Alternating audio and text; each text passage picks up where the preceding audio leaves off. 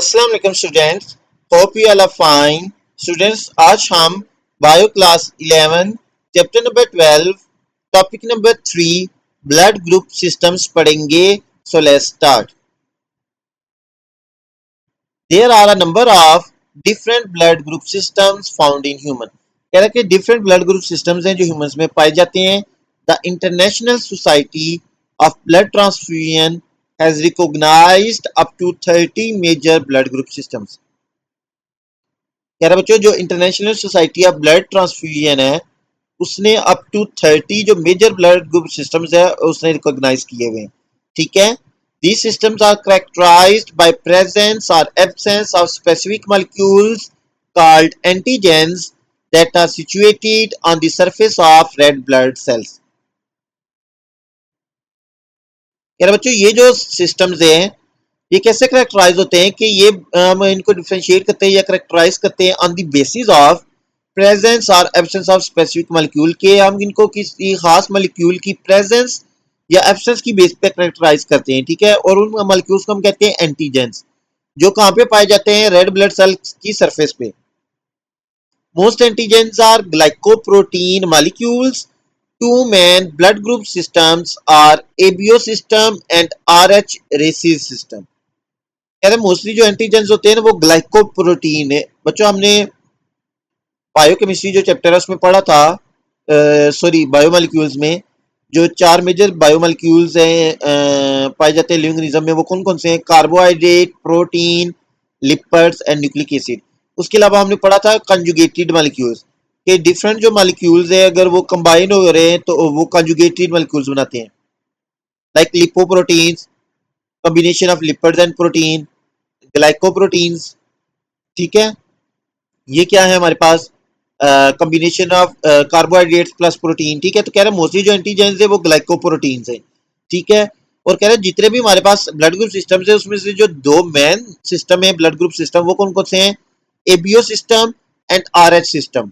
These two systems are more significant because incompatibility between donor and recipient blood with respect to these two systems may become dangerous to life। क्या ये जो दो systems हैं इसलिए significant हैं कि जो डोनर है यानी जो ब्लड दे रहा है और जो रेसिपिएंट है जो ब्लड लेगा उनके बीच में इनकम्पैटिबिलिटी इन दो सिस्टम्स के अगर करस्पॉन्डेंस से देखें, ठीक है, तो may become dangerous to life. There are more than 200 minor blood groups belong to the rest of blood group systems other than ABO and RH systems। क्या बच्चों, देर हमारे पास more than 200 minor blood group systems भी हैं। ठीक है, जो कि डिफरेंट सिस्टम से बिलोंग करते हैं other than ABO and RH, that usually do not complicate the blood transfusion. कह रहे जो यूजुअली क्या करते हैं, जो ब्लड ट्रांसफ्यूजन का जो प्रोसेस है, जो ब्लड डोनेशन का प्रोसेस है उसको कॉम्प्लिकेट नहीं करते। These are known as rare blood types, उनको हम कहते हैं ये रेयर ब्लड टाइप्स है। ठीक है, one example of blood group systems other than ABO and RH is already given in codominance in the form of MN blood group system. कह रहा है कि एक एग्जांपल ब्लड ग्रुप सिस्टम की जो एबीओ और आरएच जो ब्लड ग्रुप सिस्टम के अलावा वो ऑलरेडी हमने जो पढ़ा था ना exceptions to the Mendelian inheritance में जो पढ़ा था कोडोमिनेंस में पढ़ी थी example MN blood group system की। ठीक है, तो फर्स्ट ऑफ ऑल अब हम डिस्कस करेंगे एबीओ ब्लड ग्रुप सिस्टम को। A well-known example of multiple allele is ABO blood group system in human। अच्छा बच्चों, हमने ये भी पढ़ा था कि जो एक्सेप्शंस पढ़ी थी हमने मेंडेलियन इनहेरिटेंस में, उसमें हमारे पास थी इनकम्प्लीट डोमिनेंस, ये भी एक एक्सेप्शन थी। उसके अलावा हमने को डोमिनेंस पढ़ी थी, वो भी एक एक्सेप्शन थी। उसके बाद मल्टीपल एलील्स, ये भी एक एक्सेप्शन थी। तो कह रहे जो एबीओ ब्लड ग्रुप सिस्टम है ये किसकी एग्जांपल है? मल्टीपल एलील्स की। Karl Landsteiner discovered it in 1901 में। कार्ल लैंडस्टेनर ने इसको डिस्कवर किया था 1901 में। ABO blood groups are also found in many other primates such as apes, chimpanzees, bombus, gorillas। यार उसके अलावा जो एबीओ ब्लड ग्रुप है ये बाकी जो प्राइमेट्स है उनमें भी पाया जाता है, लाइक चिंपैंजीज में, एप्स में, गोरिल्लाज में, एक्सेट्रा। ठीक है, नेक्स्ट है हमारे पास antigens of ABO system. There are several surface markers on the red blood cell membrane which are generally called antigens. कह रहे बच्चों, रेड ब्लड सेल की मेम्ब्रेन के ऊपर बहुत सारे मार्कर्स होते हैं जिनको हम क्या कहते हैं, antigens. ABO blood group system is based upon two such antigens, i.e. A antigen and B antigen, which are glycoprotein in nature. कह रहा है जो एबीओ ब्लड ग्रुप सिस्टम है ये दो एंटीजेंस के ऊपर बेस करता है, एंटीजन ए और एंटीजन बी पे. ठीक है, जो कि बेसिकली क्या है, ग्लाइकोप्रोटीन है नेचर में. ठीक है. If A antigen is present on the surface of red blood cell the blood group is called type A. कह रहे बच्चों, अगर किसी ऑर्गेनिज्म के इंडिविजुअल के रेड ब्लड सेल की सरफेस के ऊपर एंटीजन ए प्रेजेंट होगा तो उसका ब्लड ग्रुप को हम कहेंगे it is type A blood group. ठीक है. And if B antigen is present the blood group is called type B. If both antigens are present the blood group is type A B. ठीक है. अगर तो antigen ए present है तो blood group उसका क्या होगा, टाइप ए. अगर एंटीजन बी प्रेजेंट है तो उसका ब्लड ग्रुप क्या होगा, बी. अगर दोनों एंटीजेंस प्रेजेंट है ए बी और बी बी तो उसका ब्लड ग्रुप क्या होगा, A B. If none of these are present, अगर दोनों एंटीजेंस ही प्रेजेंट नहीं है तो जो ब्लड ग्रुप होगा वो क्या होगा, टाइप ओ. ठीक है. नेक्स्ट हमारे पास genetic basis of ABO system. ABO blood group is controlled by autosomal single polymorphic gene I, which stands for isohemagglutinogen. कह रहे जो एबीओ ब्लड ग्रुप है इसको कौन कंट्रोल कर रहा है, autosomal single polymorphic gene control I का, single polymorphic gene I control कर होता है. ठीक है. और जो आई है ये stand for isohaemagglutinogen. The four blood types result from various combination of three different alleles symbolized as IA for ability to make substance A, IB for B and I for either A, neither A nor B. कह रहे बच्चों, जो four blood types बनती हैं ABO system में वो different combination of जो three different alleles है उससे बनती हैं. वो तीन एलील्स कौन कौन से हमारे पास एबीओ ब्लड ग्रुप सिस्टम में, या तो आई ए है, ये लिए रिप्रेजेंट करता है कि ये इसके पास एबिलिटी है कि ये सब्सटेंस ए प्रोड्यूस कर सकता है, या आई बी एलील है इस ये शो करता है कि इसके पास एबिलिटी है कि सब्सटेंस बी रिप्रेजेंट करे. और अगर स्मॉल आई है तो ये रिप्रेजेंट करता है कि नीदर ई नॉर बी, ये कोई भी सब्सटेंस प्रोड्यूस नहीं कर सकता. Their dominance relations are very interesting. Alleles IA and IB are completely dominant over allele I, where IA and IB are co-dominant to each other because each express in equally in heterozygous IA-IB state to produce AB phenotype. कह रहे बच्चों, जो इनमें dominance relations हैं वो बहुत interesting है. हमें पीछे पढ़ा ना कि डोमिनेंस कंप्लीट डोमिनेंस भी हो सकती है, जो जैसे मेंडल ने कहा था कि एक कंप्लीट डोमिनेंट होता है दूसरे के ऊपर, या इनकम्प्लीट डोमिनेंस हो जाती है कि जिसमें दोनों ही डोमिनेंट नहीं है. उसके अलावा या को डोमिनेंस होती है जिसमें जो दोनों एलील्स है वो दोनों ही क्या एक्सप्रेस हो रहे हैं. ठीक है. तो आप कह रहे हैं कि जो इनका डोमिनेंस रिलेशन है इन एलील्स का वो बहुत इंटरेस्टिंग है कि जो एलील्स आई ए और आई बी है ना ये कंप्लीटली डोमिनेट है एलील स्मॉल आई के ऊपर. यानी अगर एक हमारे पास जीन है उसकी जीनोटाइप है आई ए स्मॉल आई, तो इसमें जो आई ए है वो डोमिनेट होगा स्मॉल आई के ऊपर, तो उसका जो ब्लड ग्रुप होगा वो ए ही होगा. इसी तरह आई बी स्मॉल आई होगा तो उसका भी ब्लड ग्रुप बी होगा, क्योंकि जो अलील आई बी है वो डोमिनेट हो जाएगा स्मॉल आई के ऊपर. लेकिन कह रहा है जो while I A and I B are codominant to each other, अगर अलील आई ए और आई बी की बात करें तो ये दोनों को डोमिनेट हैं. ठीक है. ये को डोमिनेंस शो करते हैं because each express in heterozygous I B state. कह रहे हैं ये क्यों को डोमिनेट है कि जो अगर हमारे पास एक स्टेट आ जाए, जीनोटाइप आ जाए आई ए आई बी जिसमें दोनों लील्स है, तो ये दोनों एक्सप्रेस करेंगे इक्वली और ये प्रोड्यूस करेंगे phenotype A B. Therefore I A और IA small I genotype will produce phenotype A. Similarly, IB or IB small I produce phenotype B. The homozygous small I produce phenotype O. The blood group allele that start their expression at early embryonic stage and keep on expressing themselves till death. कह रहा है बच्चों ये जो blood group के जो alleles होते हैं ये एक्सप्रेशन अपना एम्ब्रियोनिक स्टेज में स्टार्ट कर देते हैं और एक्सप्रेस करते रहते हैं till death. Therefore, the blood group phenotype of a person never change throughout life. इसलिए कह रहा है कि जो एक पर्सन का जो ब्लड ग्रुप की जो फिनोटाइप होती है यानी जो ब्लड ग्रुप होता है वो थ्रू आउट लाइफ चेंज नहीं होता.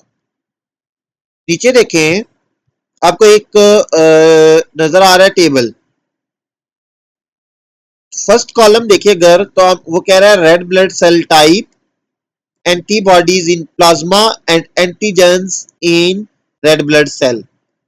अगर हम ग्रुप ए की बात करें तो एंटीबॉडीज क्या होंगी हमारे पास, एंटीबॉडीज बी होंगी और एंटीजन कौन सा होगा ए.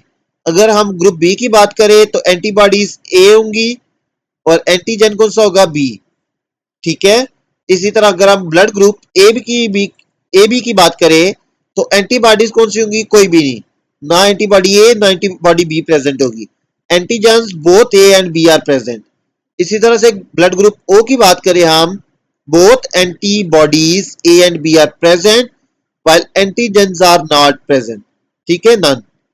नेक्स्ट देखें table 12.3 multiple alleles and ABO blood group system. Blood group and first column है हमारे पास ब्लड ग्रुप और फिनोटाइप. नेक्स्ट में हमें बताया हुआ एंटीजेंस, नेक्स्ट में हमारे पास जीनोटाइप, देन है हमारे पास एंटीबॉडीज, देन है हमारे पास ट्रांसफ्यूजन. अगर हम बात करें ब्लड ग्रुप ए की तो उसमें एंटीजेंस कौन से प्रेजेंट होंगे, ए.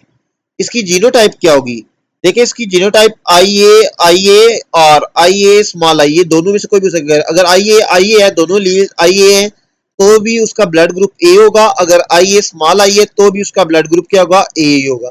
ठीक है. एंटीबॉडीज की बात करें तो हमारे पास बी होगी. ठीक है. इसी तरह से अगर हम ब्लड ग्रुप बी की बात करें तो एंटीजन बी होगा. जीनोटाइप की बात करें तो आई बी भी ब्लड ग्रुप बी को रिप्रेजेंट करता है और आई बी स्मॉल आई बी कौन सा ब्लड ग्रुप होगा, बी. और एंटीबॉडीज ए. इसी तरह से अगर हम ब्लड ग्रुप ए बी की बात करें तो antigen both A and B are present. इसकी जो जीनोटाइप होगी वो होगी I B only. Okay.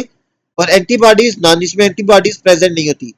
Next अगर हम ब्लड ग्रुप ओ की बात करें तो इसमें एंटीजेंस नॉन नहीं प्रेजेंट होते.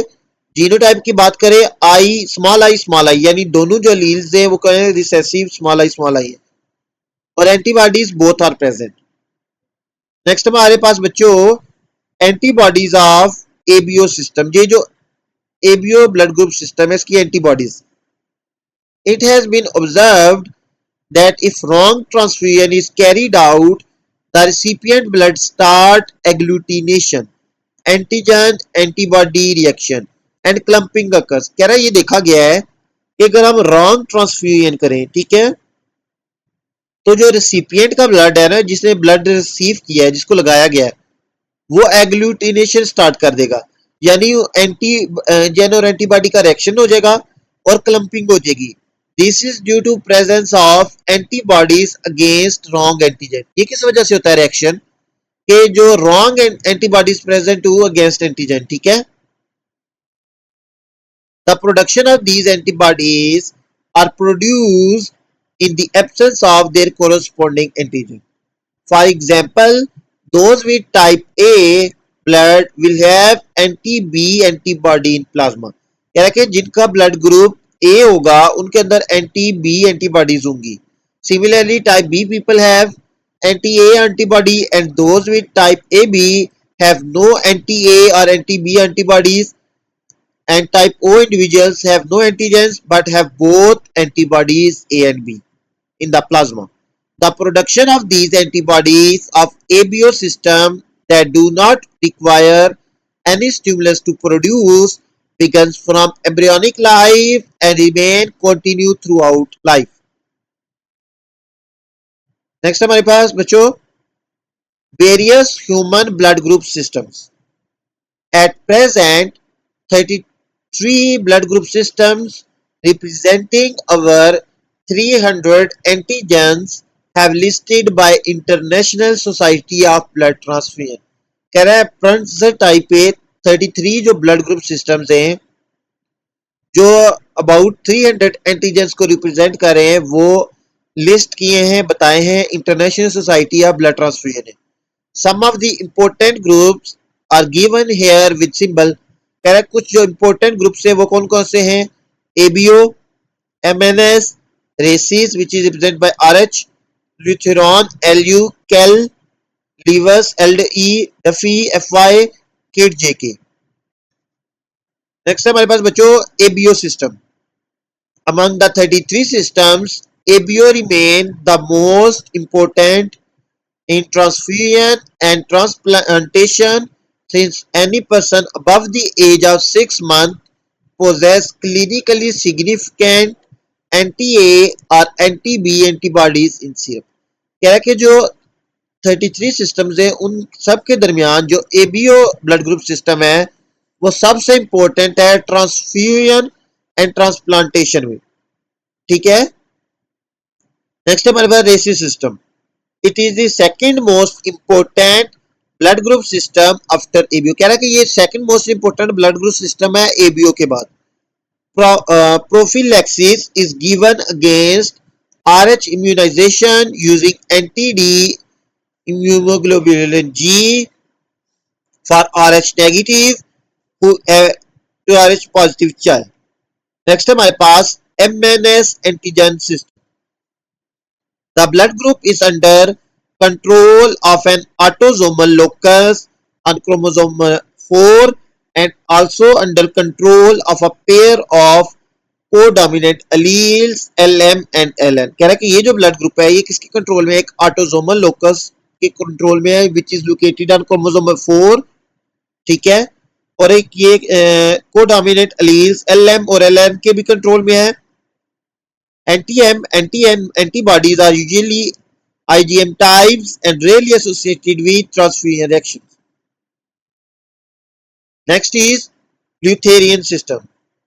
It comprised of 4 pair of allelic antigens representing single amino acid substitution in Lutherone glycoprotein at chromosome 19। क्या है कि इसमें 4 allelic antigens प्रेजेंट होते हैं, 4 pairs of allelic antigens। ठीक है। Antibodies against this blood group are rare and generally not considered clinically significant।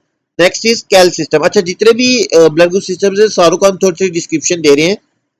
These erythrocyte antigen are defined by immune antibody anti K. It was first noticed in serum of Mrs. Kletcher। She reacted to erythrocytes of her newborn infant resulting in hemolytic reactions।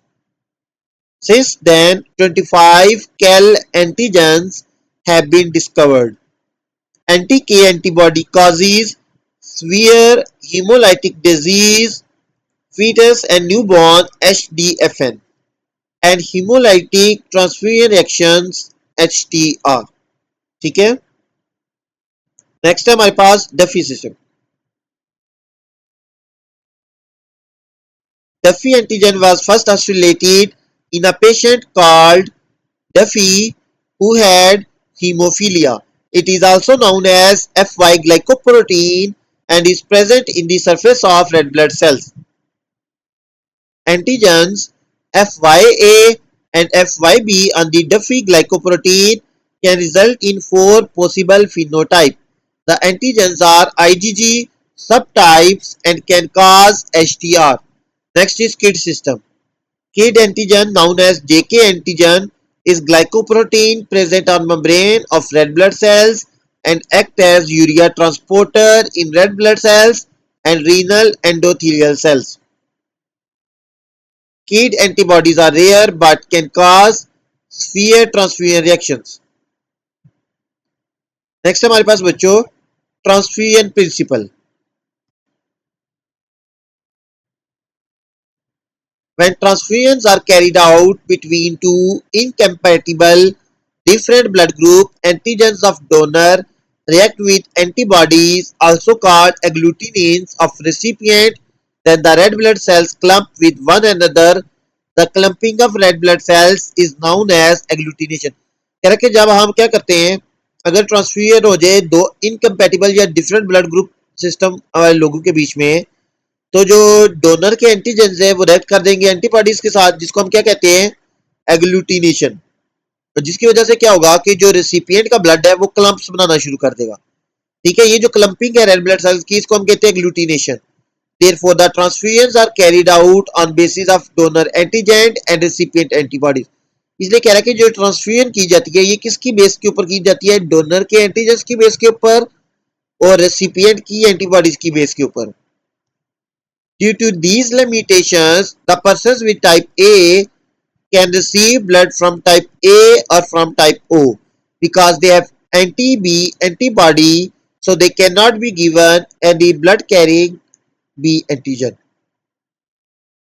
कह रहे बच्चों इस इन limitations की वजह से जो antibody antigen reaction जो हो जाता है ड्यू टू रॉन्ग ट्रांसफ्यूजन, तो जो टाइप ए का ब्लड ग्रुप है, पर्सन जिसका ब्लड ग्रुप टाइप ए है, वो सिर्फ ब्लड ले सकता है या तो टाइप ए ब्लड ग्रुप से या टाइप ओ से, क्योंकि दोनों के पास एंटी बी एंटीबॉडीज है और उनके पास क्या होगा, एंटी जी एंटीजन बी नहीं होगा। Similarly persons with type B blood group can see blood from type B or from type O, but those with type AB can receive any blood. अच्छा कह रहे हैं जो टाइप ए बी वाले हैं वो ब्लड किसी से भी ले सकते हैं, but they have since they do not have antibody to react with donor blood, क्योंकि उनके पास कोई एंटीबॉडीज ही नहीं होती, तो जिसकी वजह से वो डोनर के ब्लड के साथ रिएक्ट करेंगी। Hence they are called universal recipient. तो बच्चों ये आपको बताना चाहिए, अक्सर पूछ लेते हैं एमसीक्यूज वगैरह में भी, शॉर्ट में भी, कि यूनिवर्सल रेसिपिएंट ब्लड ग्रुप कौन सा है। यूनिवर्सल रेसिपिएंट का मतलब क्या है कि ऐसा ब्लड ग्रुप जो सबसे ब्लड ले सकता है, ठीक है, रेसिपिएंट, तो वो है type A B. The persons with type O negative blood group can receive blood only from type O because they have both antibodies that can react with any antigenic blood type A, B or AB. कह रहे हैं जो person है जिनका जो blood group है वो type O negative हो, वो सिर्फ ब्लड ले सकते हैं टाइप ओ से ही, क्योंकि उनके पास दोनों एंटीबॉडीज होती है, तो वो एंटीजेनिक ब्लड किसी तरह का भी हो, टाइप ए, टाइप बी या टाइप ए बी, उनके साथ क्या करेंगे, रिएक्ट कर देंगे। But they can donate to any as they do not have antigen to interfere with recipient blood. लेकिन कह रहे हैं जो ओ वाले हैं, नेगेटिव वाले, वो क्या कर सकते हैं, वो डोनेट कर सकते हैं सबको, यानी सबको ब्लड दे सकते, क्योंकि उनके पास एंटीजन ही नहीं होती, जैसे टाइप ए की ए बी के पास एंटीबॉडीज नहीं होती, तो वो रेसिपिएंट के ब्लड के साथ इंटरेक्शन ही नहीं करेंगी। Therefore person having O negative blood group are called universal donor. इसलिए कह रहे हैं कि जिनका ब्लड ग्रुप ओ नेगेटिव उसको हम यूनिवर्सल डोनर कहते हैं, क्योंकि वो सबको ब्लड ग्रुप के ब्लड क्या कर सकते हैं, डोनेट कर सकते हैं, दे सकते हैं। अगर आप देखें साइड पे फिगर 12.4 में ब्लड ट्रांसफ्यूजन मॉडल दिया हुआ है, ये नीचे एक जेनेटिक प्रॉब्लम दी है, ये भी आपने सॉल्व करिए, दो दी हुई है, ठीक है।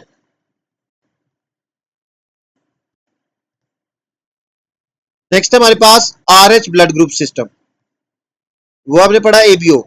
The R H blood group system is clinically most important blood group system after ABO. कह रहे हैं जो R H blood group system है ये मोस्ट इंपोर्टेंट है एबीओ ब्लड ग्रुप सिस्टम के बाद।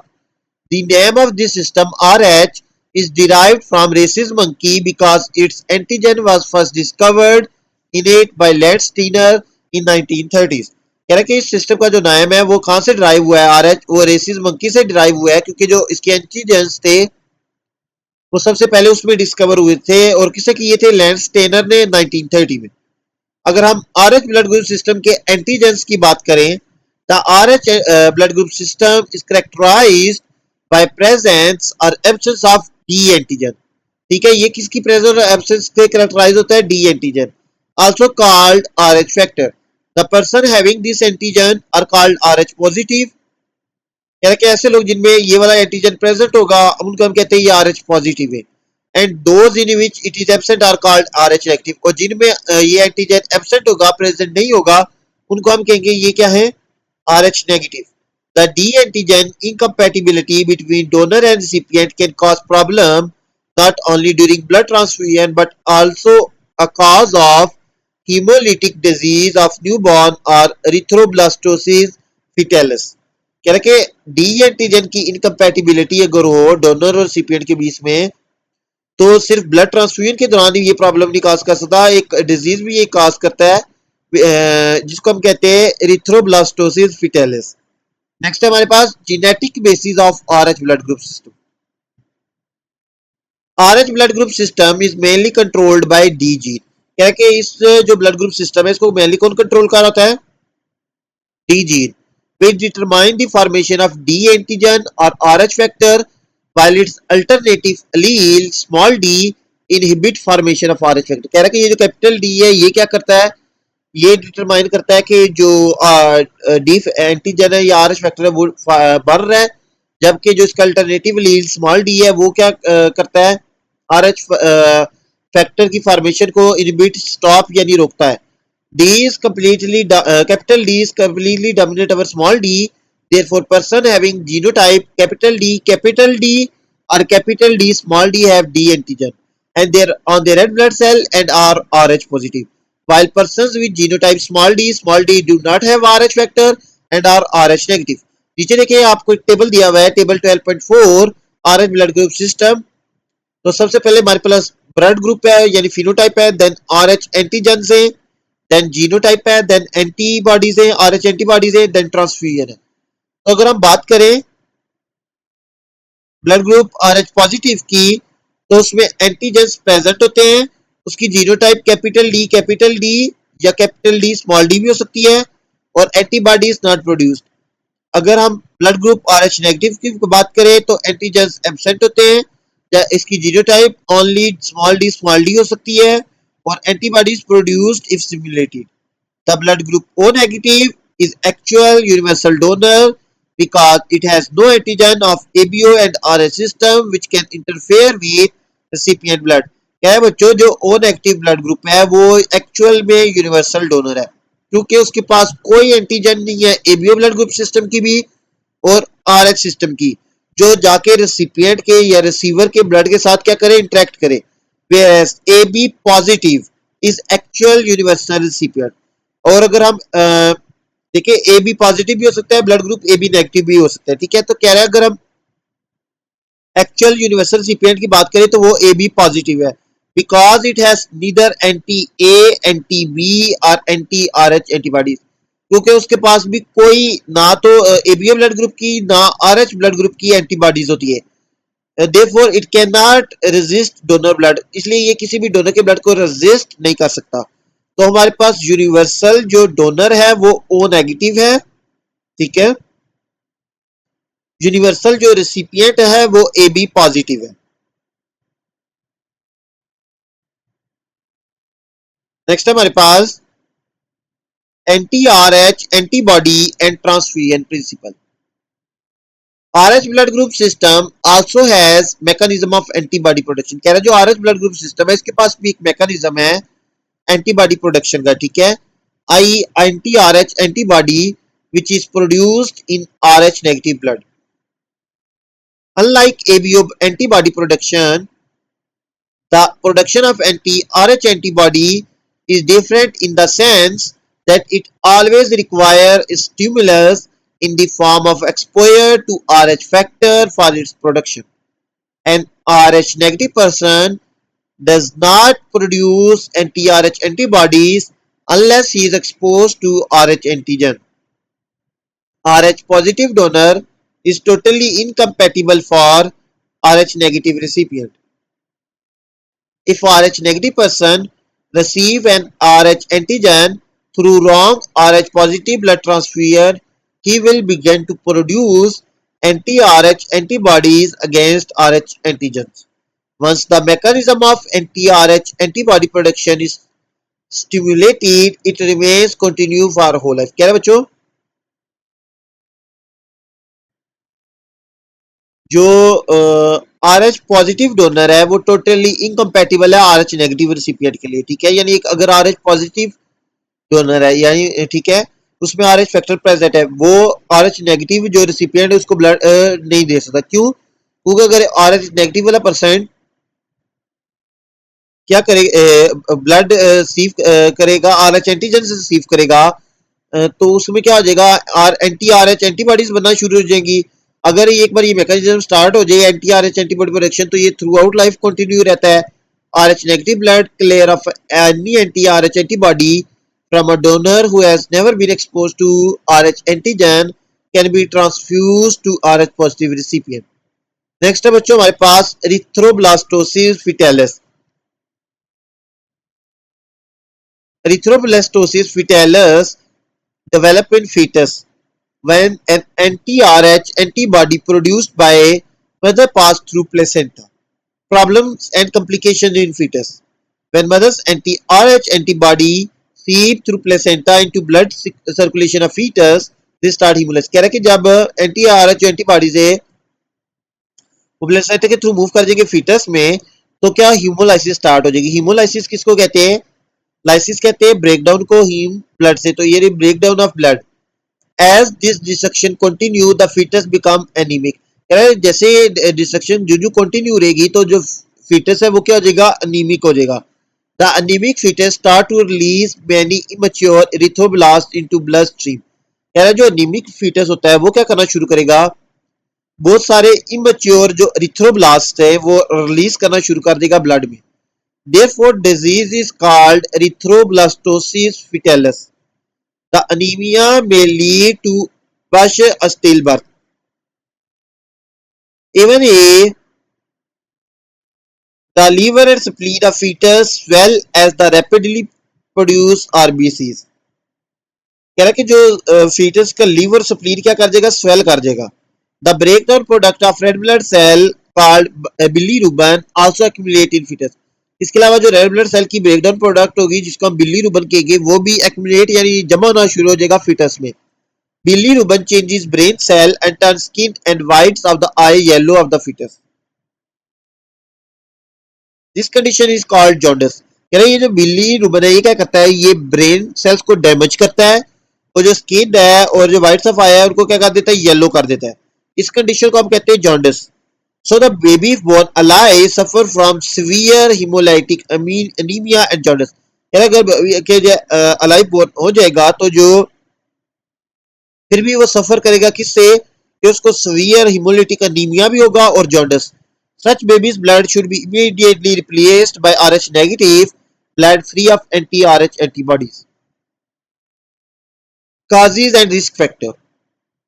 Erythroblastosis fetalis most commonly happens when a woman with Rh negative blood gets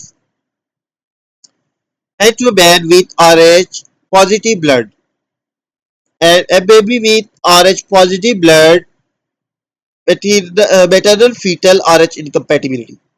If band genotype is capital D, all offspring have capital D, small d genotype and will be Rh positive. If the band genotype is capital D, small d, half of offspring with capital D, small d genotype will be Rh positive. There is always chance of erythroblastosis fetalis whenever an Rh positive fetus is conceived by Rh active mother. Next है हमारे पास prevention of erythroblastosis fetalis. Erythroblastosis fetalis is preventable.